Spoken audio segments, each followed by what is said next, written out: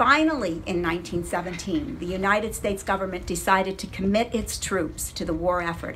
It did an unprecedented thing. It asked France, what aid does it need? Ambulance, medics, drivers, and mechanics were requested. The United States Army Recruitment Office, located in Philadelphia, looked northwest to the Allentown Fairgrounds. The 1917 fairgrounds had stables and sheds that had been used for fancy stock that were augmented by tarps for sheltering recruits. The 6-year-old grandstand received extensive praise as modern in every particular.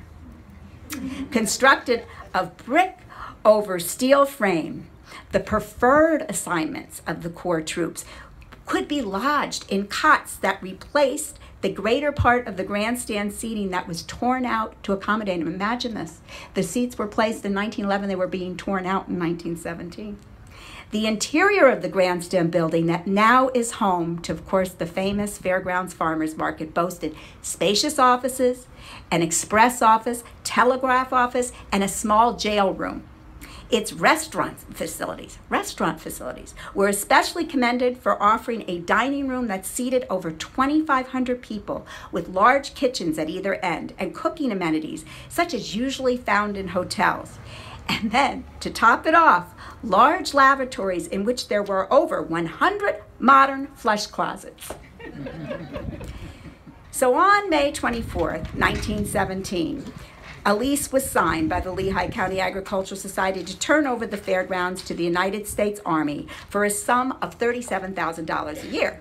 The armistice with Germany was signed on November 11th, 1918. Allentown residents, now can you feel this, rushed into the streets, and of course, it poured into the gates of Camp Crane. The last of the USECs left the Allentown Fairgrounds on April 10th, 1919, the official day that the camp closed. Fair officials immediately began planning the 1919 fair, and it did commence on September 26.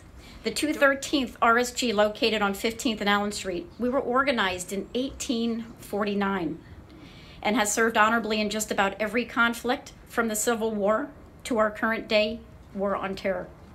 And so it's really with a great honor to be able to commemorate those who served before us right here at Camp Crane. It's truly our responsibility to ensure that their service is never forgotten. One thing I would like to point out, and would encourage you to take a look at, with the flags that are in front of you, there's a yellow flag. We refer to that as the guidon. You can see it's a very, very heavy guidon. The reason for that are all those combat streamers. There are streamers there from World War I, World War II, Korean War, the Desert Storm. I mean, every conflict from the Civil War on up, our armory on 15th and Allen Street participated in. That's tremendous military history that we have right here in Allentown.